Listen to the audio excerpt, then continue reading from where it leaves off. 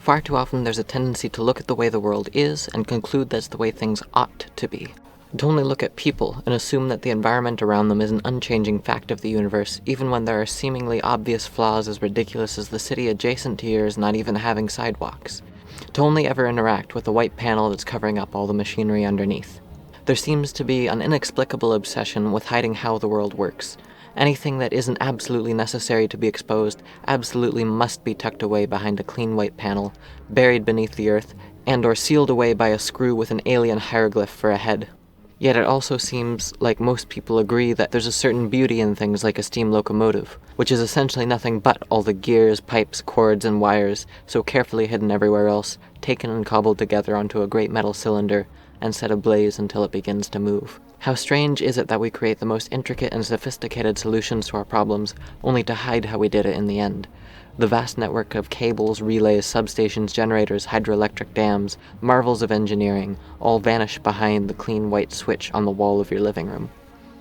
There occasionally seems to be two extremes of human thought when it comes to the machines that run our world.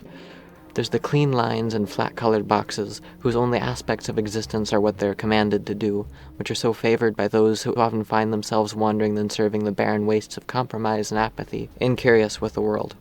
Finely polished black boxes with simple inputs and outputs, with everything in between being effectively witchcraft and non-existent. Perfectly sterile, lifeless.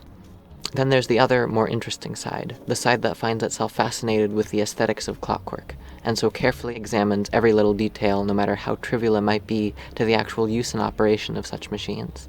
The side that finds itself ruling over the vast highlands of the esoteric. This attitude works itself into all manners of thought and even into the ways in which we live. Pick a single person off the street and ask them where they think their electricity is generated, why their street is the width that it is, where the water in their drains flow to, why the buses run at the times that they do. 9 times out of 10 it won't have even crossed their minds, because why should it? The systems that make those decisions aren't designed to be opened up and picked apart and interrogated. The engineers who built the road in front of your house didn't dig deep into the connections between human psychology and road design.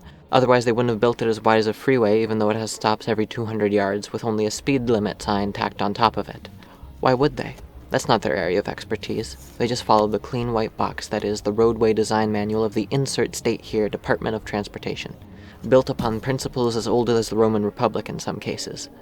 Yet nonetheless your Department of Urban Planning doesn't look beneath the white panel and simply draws a line and tells the engineer to build a road, not interrogating what the black box actually does, and not realizing how this turns upside down and inside out the list of priorities which one should have in designing a road. Furthermore, urban planning is anything but democratic.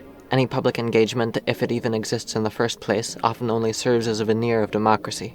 Usually, it's at best a tiny survey of residents who are given a series of questions that they are completely and utterly unprepared to answer in any meaningful capacity, which most always results in demands that are in no way possible to accomplish and must be dismissed entirely by the city.